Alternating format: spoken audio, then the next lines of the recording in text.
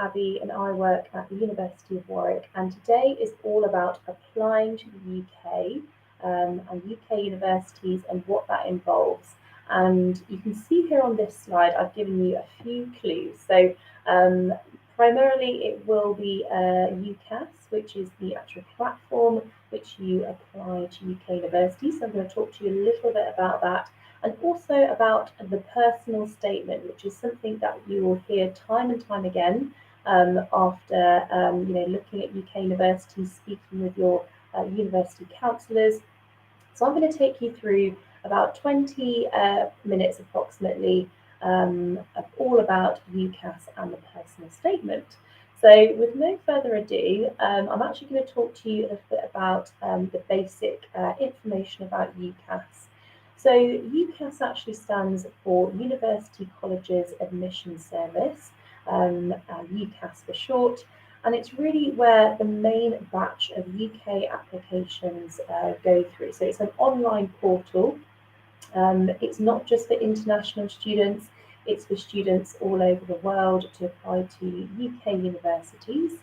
It has lots of information. It's not just about simply submitting your application. There's loads of fantastic guides as well. And you may hear lots of different terminology, which is quite unique to UCAS. And I'm going to talk to you a little bit about that as well today. But the key bits of information about UCAS that may differ from different online platforms in other countries is that UCAS, you have one portal, you have one application for up to 5 university courses. You may have many different combinations of degree programs that you're applying to. You might want to pick 1 or 2 degree programs from one institution, but you only have a maximum of 5 degree programs to actually submit an application through UCAS with. So key things are one application, you can apply to up to 5 degree programs.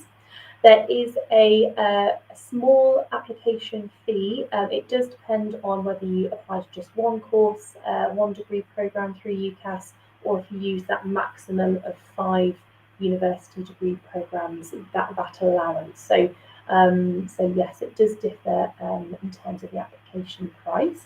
You may hear some terminology called the UCAS Hub or UCAS Track. The UCAS Track terminology is really your online portal related to your application, but that's quite old terminology. So if you hear your university counsellors or parents and siblings talking about UCAS Track, what they mean is UCAS Hub, which is now the one-stop shop from applications from this year onwards for all of your decisions on your applications, submitting your application, and it's the different way that we all refer to the UCAS Track now. So that's a few basics about UCAS in itself. We've talked about the UCAS Hub. You will have to actually register and sign up to UCAS to access the UCAS Hub. And one of the quirks actually about UCAS is that each UK institution will have their own university code for UCAS. So for example, Warwick University's UCAS institutional code is W20, and there'll be different codes of 3 digits, quite similar to that, for different institutions. But it's at university level, it's not at course programme level.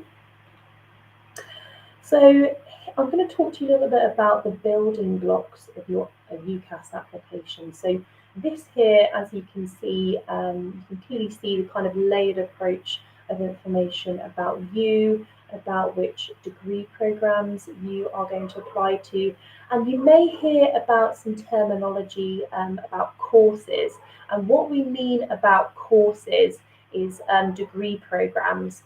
So where you see UCAS codes, that is referring to a degree programme, so a bachelor's. And in the UK, a lot of universities, a lot of teachers, a lot of students refer to this to courses. And that might that terminology might be a little bit different in different countries. So that's going to be one part of your application. The first part is, of course, your details about yourself, your login details.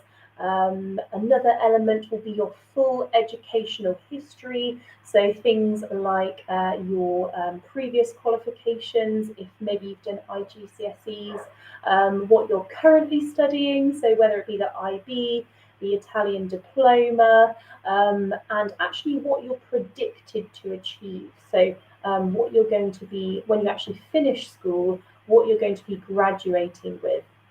So that's another element of the what we mean by full educational history. We've got an element here that says your employment history, and we're not expecting you to have a full, detailed CV. You don't actually have the ability to attach a CV to your UCAS application. And a lot of the time, a lot of students that apply to undergraduate courses won't have a lot of part-time work experience, definitely not full-time work experience. But it's really there for you if you do have any applicable work experience. Maybe you have a part-time job which is directly related to your degree programs that you're going to apply to.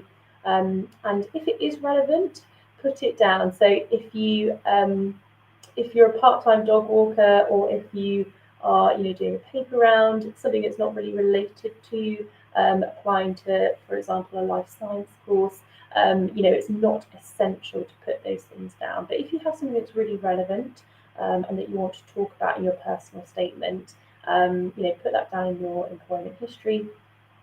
I'm going to talk to you in a lot more detail about the personal statement, so I'm going to skip that element. But essentially, the personal statement is the only part of your UCAS application which you can put your own stamp on, your own personality, and something that will only be applicable for all the 5 university choices that you're applying to. So if you are looking to apply to maybe the UK, maybe the US, maybe places within Europe, you might want to have a different essay or document for each country, because in the UK, the personal statement, we were looking for slightly different things than, for example, the US colleges or some European universities. So it really is worth having a personal statement specifically for UCAS. Of course, you will have time to review, and you can actually edit your UCAS application and all these elements that you can see and save as you go along. So it's not something you have to do all in one go. The other thing that is really important about your UCAS application is your academic reference. So what we mean by that is someone that has been in a teaching position with you. It could be a subject teacher, it could be your head of year, someone that is actually able to vouch for your suitability for university study, and that's why we ask for an academic reference. We've talked about also the fact that there's a small fee to submit your UCAS application, so that's something that you do at the very end when you submit your application. That's really the building blocks of what you're going to be doing in UCAS. So I thought I'd show the structure of that for you, so you can see visually what actually makes up a UCAS application. There's some really key dates here that I want to just go through. Typically, a UCAS application cycle will start in September, which is the earliest date that you can see here, the earliest date that you can actually submit an application. But as early as, for example, May 2022, you can actually register with UCAS and look at the system, you can look at resources, but you can't actually submit your application until September. That's the earliest that you can submit it. In terms of the deadlines, now this is something that is really, really important, and I'm going to explain why. So if you're looking for applying to a degree program at Oxford or Cambridge, or any medicine, dentistry or veterinary science or veterinary medicine course, you will have a separate earlier deadline. So that doesn't matter if you only have one course at Oxford that you're applying to, or one dentistry course that you're applying to. You probably won't, you probably have several, but The point is, as long as you are applying to one of those types of degree courses, you will be applying much earlier in October. So just to point out as well, these are key dates for the 2023 entry cycle. So as you can see, there's, it kind of follows from September the previous year to the October that you're going to be actually starting university. The other really key deadline, so if you're not applying to Oxford or Cambridge, if you're not looking at medicine, dentistry or veterinary science, then your deadline and everyone else that's applying to different degree programmes will be in late January. Now, this is the absolute latest deadline that you can have, you can submit your application and know that your UCAS application is going to be considered equally with everyone else that has applied by that deadline.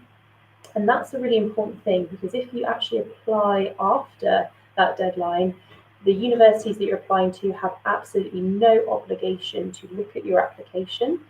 Some universities may close some of their programs that are really oversubscribed, like at Warwick, for example, our business school courses, our economics programs, they typically close right after that January deadline. And then from that point, the universities ourselves, we actually have our own deadline to make a decision on your application, and that is for the 2023 cycle, that is the 18th of May 2023. So it can be quite a considerable amount of time sometimes. If you're applying to a course that takes a while to make a decision, it can be a good few months that you might have to just wait to receive a decision. So here is the main kind of meaty part of the presentation today that I'm going to talk to you about. So this is all about the personal statement and what actually you need to put in that essay about yourself, that personal statement, and what exactly are UK universities specifically looking for. So I mentioned earlier that there'll be a different approach that US and maybe Canadian colleges are looking for in your essay about yourself. They call it a slightly different name. In terms of European universities, I'll be looking for something a little bit different. So this is specifically for UK universities only.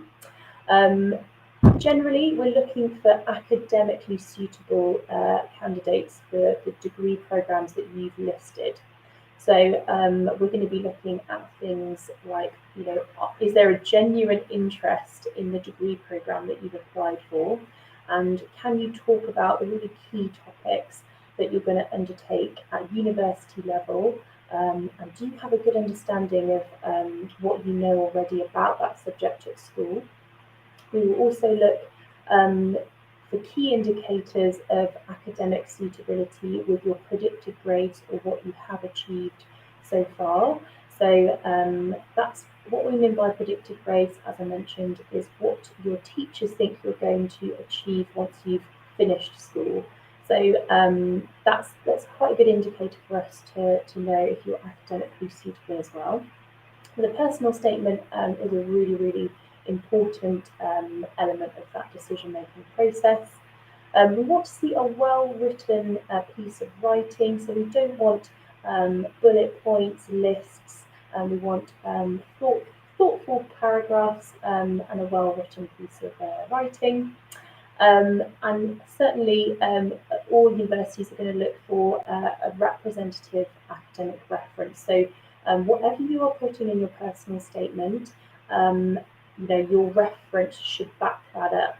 So that's what we're looking for in the reference, and we're looking for anything that might be a red flag. For example, if a reference is saying a different student's name, it has predicted grades for subjects that you haven't listed in your educational history and that part of your application, then we know we haven't got that reference. And basically, the academic reference is to verify what you're saying in the rest of your application. So I hope that helps explain what the purpose of the reference is, and also the key purpose of the personal statement. A few other bits about why personal statements are so important. So, as I said earlier, this is your only opportunity to bring your application application to life, to stand out from the crowd, to really sell yourself and do that elevator pitch to make sure that you stand out from the crowd. Because we receive thousands and thousands of applications for some of our most oversubscribed degree programs, and it's a really great way to stand out from the crowd. You might have an admissions tutor reading your application, someone in the academic department as well. You might have several other admissions officers as well reading and scoring your personal statement. So it's not just one person at each university choice that that's going to read your application. There may be up to 5 people that are going to read your application at each institution. So there could be quite a lot of people looking at that.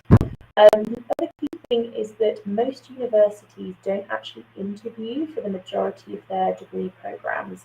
So unlike Oxford and Cambridge, which have a very particular interview process, a lot of UK universities, including the University of Warwick, will look at your application only to make a decision on whether we want to give you an offer for our degree program that you're applying to. So it really is worthwhile putting that effort into it. And bear in mind, university is about the stepping stone into the rest of your life. So the more time you put into your personal statement, the more effort that you put into it, the more university offers and the wider the choice that you have, which is really important, because university is a huge developmental point in your life, and you could be spending 3, 4, or 5 years of your life at university. So it's really important to make sure that you have the biggest choice of offers that you can. So you're probably thinking, where do I start? How do I get going with thinking about what to put in my personal statement? So here are a few questions to actually ask yourself. The first one's really obvious. Why do you want to study this subject? This might spark off some really great ideas about talking about maybe a pivotal moment that you've had, about why you want to study economics. Why essentially would you be a great candidate for this course? So if you had to do an elevator pitch, and you could imagine someone else applying for that degree program that has exactly the same predicted grades, that has exactly the same subjects that you're studying, how can you show that you have extra skills, maybe transferable skills, different perspectives, a different angle, to show that you'll be a great candidate from the course? And actually, what can you bring to that university? What is it about yourself that actually you can really involve yourself in university study? And that kind of ties onto the other question, how can you stand out from the crowd? Do you have a very unique experience studying the subject, maybe outside of the classroom? Do you have a particular perspective from maybe your home country, your culture, maybe about law or politics that other students wouldn't have experienced, maybe that academics reading your personal statement might not know about? I'm really talking about your perspective and real world examples of where you can show a simulation from the knowledge that you're learning at school and applying it to real life situations that are personal to you. That's really key and a great way to stand out from the crowd. A really great tip is, thinking about your best and most relevant achievements. I think that's probably one of the key top tips that I would give anyone writing a personal statement. Make sure that you are selective, putting the very best of yourself, and make sure that it is relevant, because for UK universities, we're really looking for that, the majority, about 80% of your personal statement, to be about the degree programs that you're applying to. It's really lovely talking about you and your experiences, but you have to relate it back to the course. We've talked about other experiences, maybe transferable skills that you've gained through maybe work experience, maybe a summer school, maybe attending an exhibition, maybe an online course that you've done. But can you, when you talk about yourself and say that you're very passionate about a subject, or you are very knowledgeable about this, can you back up those points with any of those examples where you've been to, you've gone the extra mile, you've taken the time to learn more about your subject. And it's really important to make sure that you back up those points where you're saying that you're really passionate about business. Well, so what? How can you show me with examples that you are really passionate? That's a really, really good top tip. And of course, if you do have any career goals in mind, you don't have to, but if you do, and it's relevant to your degree program that you're applying to, maybe your experience at university and your degree program has a direct progression into a certain career, talk about that. That's something that we would definitely recommend doing. So I'm just going to show you a little bit more about the building blocks of your personal statement.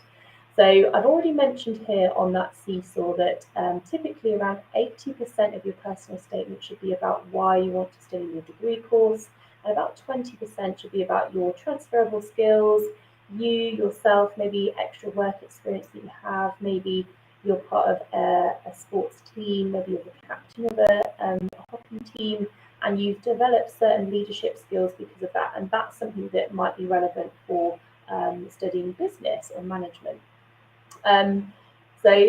That's quite a good top tip as well. On this slide here, you can see that the personal statement has a limited amount of characters, which is 4,000 characters.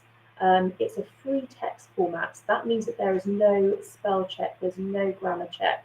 So definitely draft your personal statement in Microsoft Word or a similar program that can spell check and grammar check those little mistakes that you might miss. As someone that used to work in the admissions team at Warwick, I can absolutely vouch that every admissions team reads your personal statement. There is no application that we don't read. So it's really, really worth putting that time in and making sure that you start thinking a good few months before you apply to draft your personal statement. There's a few slides here on what to avoid. I think I'm not going to go through all of these, but for example, the first one is something that we do see quite a lot. Ever since I was born, I've always wanted to be an accountant. Well, actually, that's not true because you probably weren't aware that you wanted to study that when you were born. And kind of, that nonsensical language that, is kind of irrelevant. You only have a certain amount of characters in your personal statement. So if you can, really make sure that you're being succinct, concise, and putting the very best of yourself in your personal statement and kind of editing out and drafting out anything that doesn't make sense, that'd be ideal. I'm going to pick out another one here. For example, I greatly enjoy my karate training sessions every week.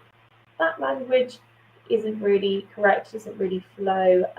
You wouldn't really use that terminology. And also, that sentence there doesn't really say anything. It's not telling us about what transferable skills they've gained from those training sessions.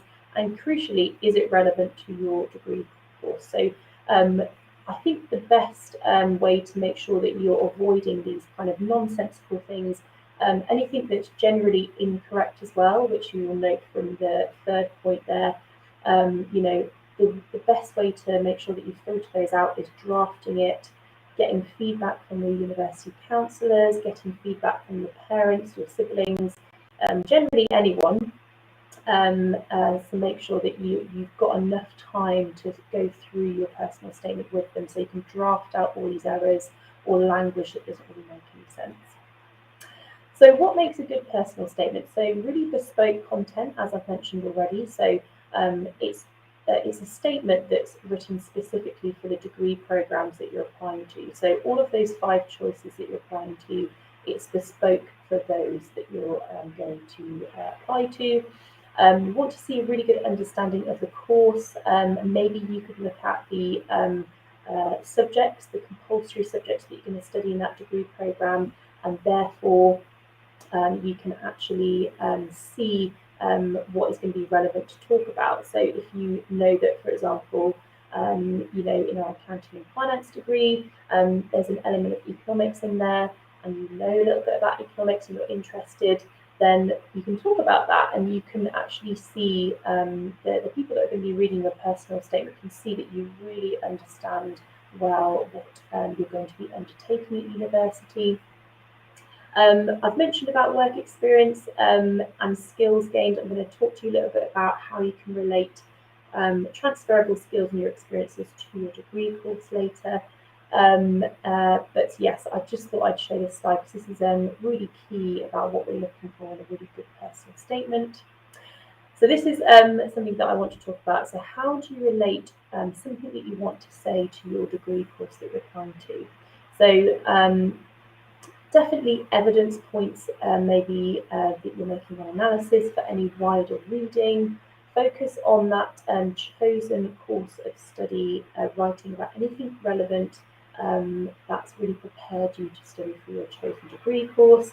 And think about those transferable skills and knowledge that you've gained from any extracurricular activities, any maybe holidays, any experience outside of school or within school that has really furthered your understanding or gained particular transferable skills that are relevant. So I'm going to talk to you about the ABC rule very quickly. I can't see any questions coming through on the chat, so I'm going to carry on. We've got a few more minutes left. So the ABC rule is about the action, so what you did, the benefit and the transferable skills that you gained, and actually how does your experience relate to why you deserve a place on the degree course.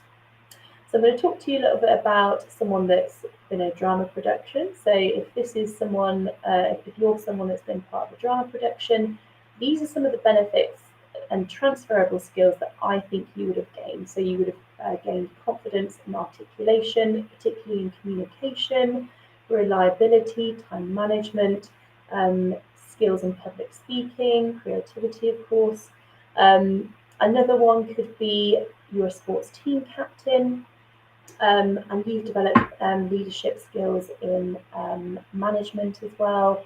You've developed logic and problem solving, transferable skills, so, and working under pressure, very crucially. So that might be really relevant for when you want to be an engineer. So if you're wanting to be maybe an architect, that strategy and planning, problem solving will be really relevant to talk about when you're applying to certain degree programs. For anyone that's been part of a charity fundraiser, you will definitely relate to the transferable skills there that are on this slide. So budget awareness, sales skills, report writing, evaluation. Maybe you want to study business management and you can actually talk about the transferable skills that you've gained from organising a charity fundraiser. Communication and persuasion as well, that's something that's really important in business. So you can really start thinking about these transferable skills that you've gained and how your experiences and the skills that you've gained actually relate to the degree program that you're applying to. So here we have a few examples of other transferable skills and qualities. So I hope that slide and this session actually gets you thinking about your own experiences and your own transferable skills and qualities. But the key thing is to make sure that it's relevant for the degree course. So I've got a question here. So what do you think is a good way of including as many benefits as possible in a concise way? I think the key thing to remember, and you have mentioned the personal statement is relatively short and being concise is important. The key thing here is making sure that you put the most relevant information in. So it's not about putting as many transferable skills as you can in, it's about making sure that you are putting the most relevant and the very best of yourself in your personal statement. So in this slide here, in do's and don'ts, talking about the very best of your achievements and a really positive language about yourself is really, really important. I'm just skipping to, another bit of advice as well. Asking for others' opinions. So what you might think is really important to put in as a transferable skill, actually someone else might think, well, actually, that's not relevant. So make sure that you're constantly, drafting with your university counsellor, with your parents, with your siblings, because essentially, as you said, the personal statement is a relatively short text. So really be selective. I've got a key summary here on this page. Be selective. Really consider your audience and the fact that it will be only a select amount of people that are reading it. There's going to be people that are experts on their topic at each university. So really, really do be selective and put the very best of yourself in. So when you're thinking about all of your transferable skills, put the most relevant and best examples in. So I hope that helps with that question. A key summary here for you is proofreading it. I've talked about that. But I think my most favourite tip on this key summary page would be selective. Like we've said, we've only got 4,000 characters in a personal statement, so it's really important to put the very best of yourself in there. And I believe that's the session over. Thank you so much for bearing with me at the start. I can't see any more questions coming in the chat, and I think we have potentially a few more minutes. But it's been really, really nice chatting to you guys. I love talking about personal statements and applying to the UK. So yeah, really, really happy to help, and I hope it's been a useful session for you, and you've got a little bit of a different perspective about applying to the UK. If you do have any questions for me, the chat is open still, where you can drop a question in. But if you think actually after today, I really wish I asked Abby that question in the session in the fair today, you're very welcome to drop me an email. I'm actually the student recruitment executive for Europe. I actually am covering my colleague today that typically looks after Italian applicants and qualifications, but we are very happy to answer any questions. Very, very happy to help. So yeah, it's been really lovely to speak to you guys, and I hope the session was helpful.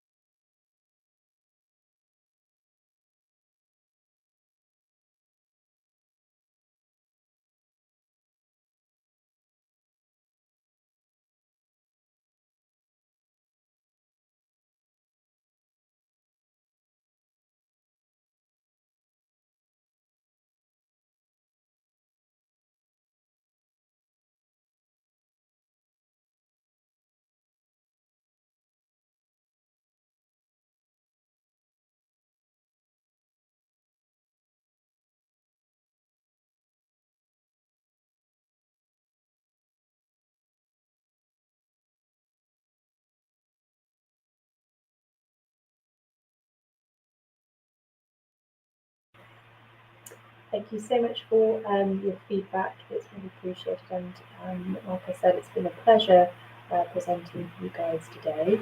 And please feel free to drop me an email if you have any questions. It's my job, so you don't feel like you'll be bugging me.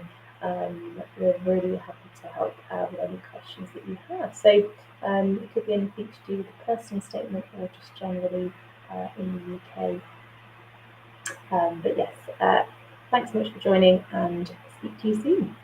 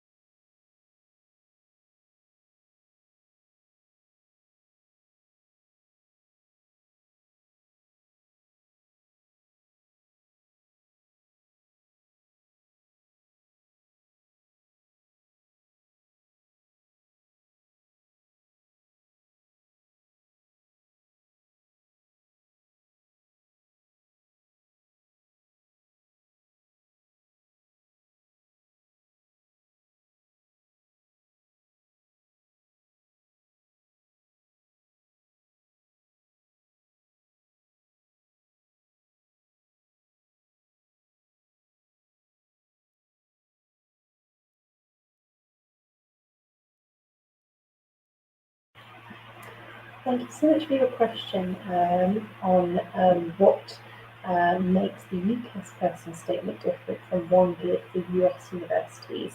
I would love to elaborate on that, and apologies for not doing so earlier.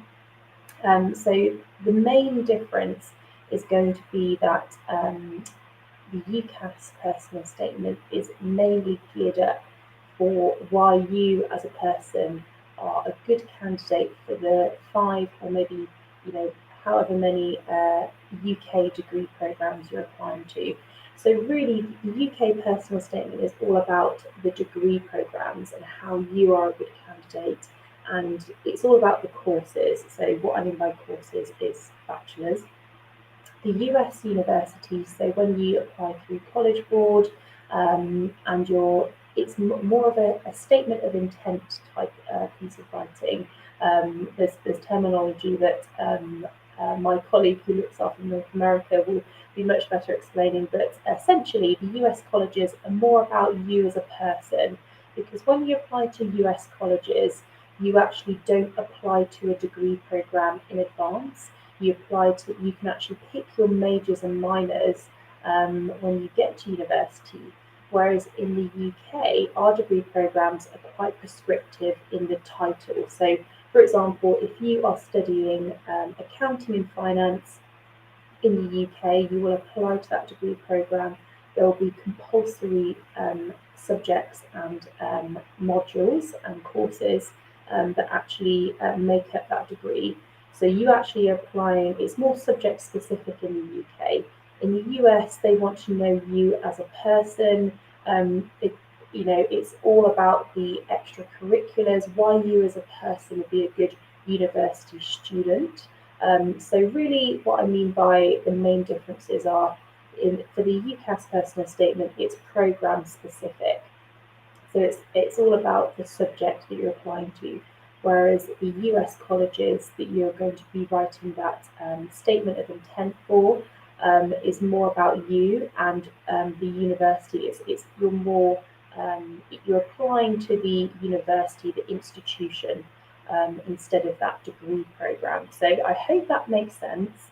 If you look at some of the Scottish universities, may have a slightly different quirk, and some do have a US style of learning.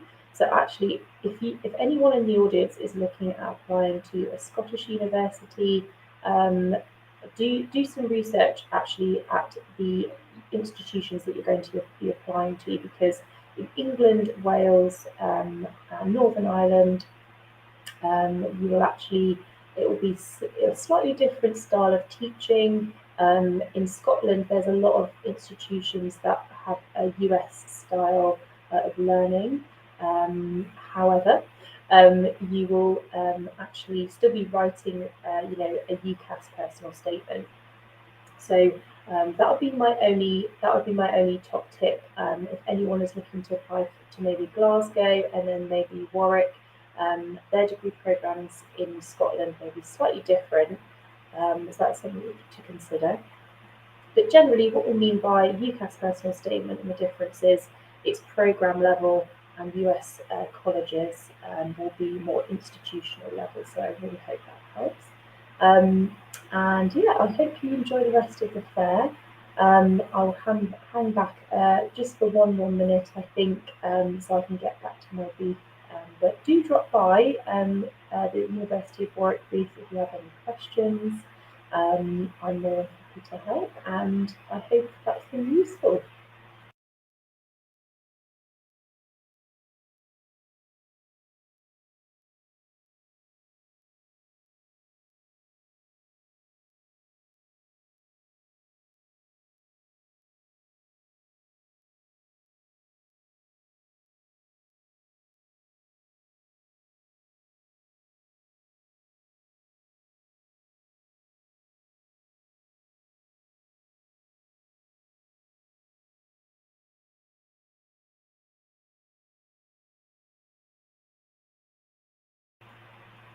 That's me done, guys.